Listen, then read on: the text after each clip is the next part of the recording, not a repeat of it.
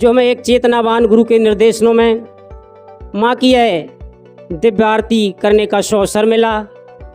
निश्चय ही आज हमें विचार करने की ज़रूरत है। गुरुवर ने कई बार हमें मंचों से कहा कि निश्चय ही जिस प्रकार त्रेता में प्रभु श्री राम की यात्रा थी, द्वापर में कृष्ण की यात्रा थी और कलयुग में परम पूज्य परमहंस योगी राज श्री शक्तिपुत्र जी महाराज की यात्रा है। निश्चय ही आज हम विचार करें जिस प्रकार से जब भगवान राम लंका पहुंचे तब विभीषण को संदेह हुआ था कि प्रभु श्री राम नंगे पैरों हैं, माता सीता भी नंगे पैरों हैं।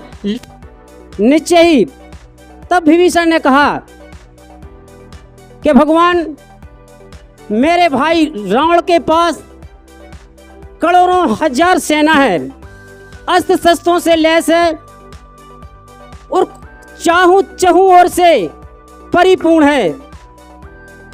तब भगवान जब देखा कि वास्तव में विभीषण को संदेह है, तब भगवान ने कहा कि नाथ न रथ नहीं। विभीषण कह रहे कि नाथ न रथ नहीं, तन पद त्राना और कहीं विधि जीत वीर बलवाना। तब भगवान ने कहा कि शौरज धीरज तेहि रथ साचा का, वो सत्यशील दृढ़ ध्वजा पताका।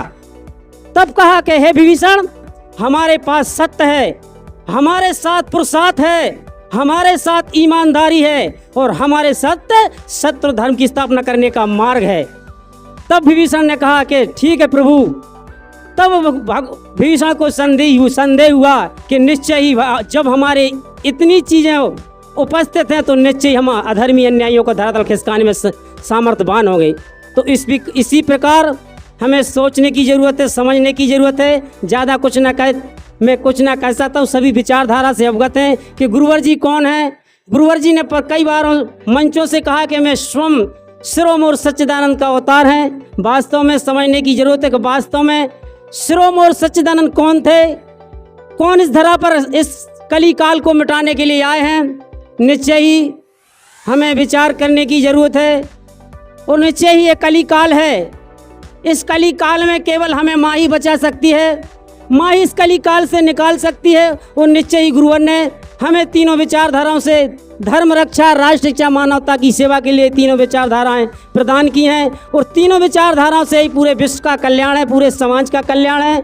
और ज़्यादा ना कुछ कहता हुआ सभी को सादर हाथ जोड़कर जय माता की, जय गुरुदेव।